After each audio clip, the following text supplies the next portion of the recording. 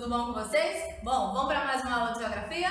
Dessa vez, nós estamos trabalhando, vamos iniciar, o livro 2 de geografia, tá? Então, vamos para o capítulo 1. Capítulo 1 vai trabalhar diversidade cultural do Brasil. E a gente inicia essa aula com uma imagem aí, que também inicia o capítulo do livro, que é uma imagem que você conhece.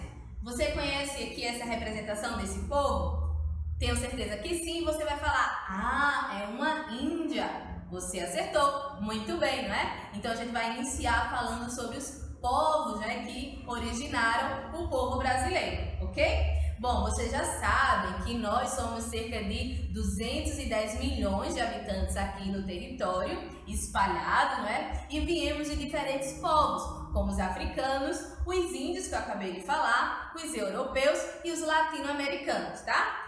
A gente vai iniciar falando justamente deles, os índios, que são os primeiros habitantes aqui do nosso país. Ou a gente chama de povo originário, que seria um povo originário. É aquela população, aquele povo, que primeiro habitou em determinado espaço e a partir dele vieram outros povos. É o caso dos indígenas, que deles nós originamos. Aí olha só que interessante, eles viviam aqui, eram distribuídos por todo o território, como é então também que eles se agrupavam, eles viviam em tribos.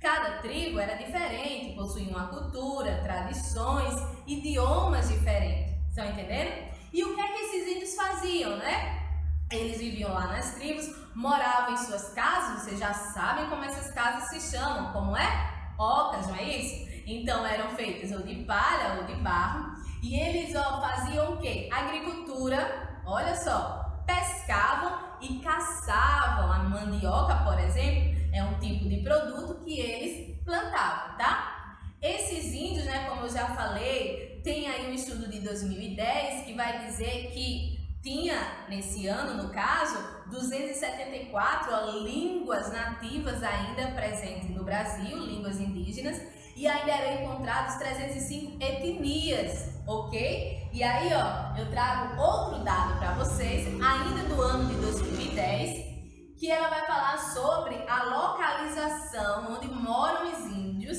segundo a zona urbana ou segundo a zona rural.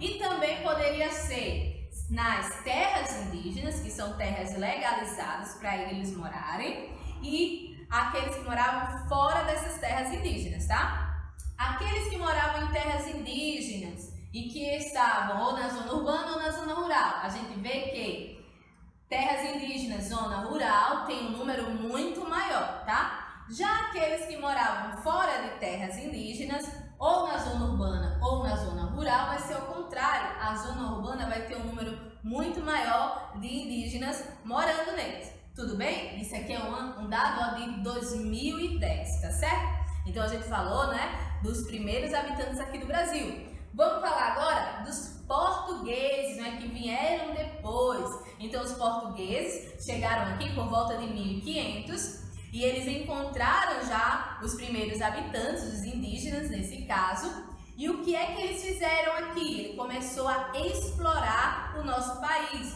E olha só que interessante, eles exploraram as nossas riquezas, como o pau-brasil, por exemplo. O pau-brasil, ela é uma árvore típica da Mata Atlântica brasileira, que dentro, a parte interna é avermelhada, então ele poderia fazer o quê? Tinta vermelha. E foi o que ele fez, ele começou a fabricar explorando o pau-brasil. Quando ele chegou aqui, eu falei, eles encontraram já os índios, então ele precisava ter o quê? Um contato com esse índio. Esse contato, ele se deu de várias formas. Poderia ser de forma mais amigável, nessa questão de troca de presentes, por exemplo, ou não, tá? Eles escravizaram ou mataram os índios. Então, veja só, forçaram esses índios a trabalhar, tá? Para eles.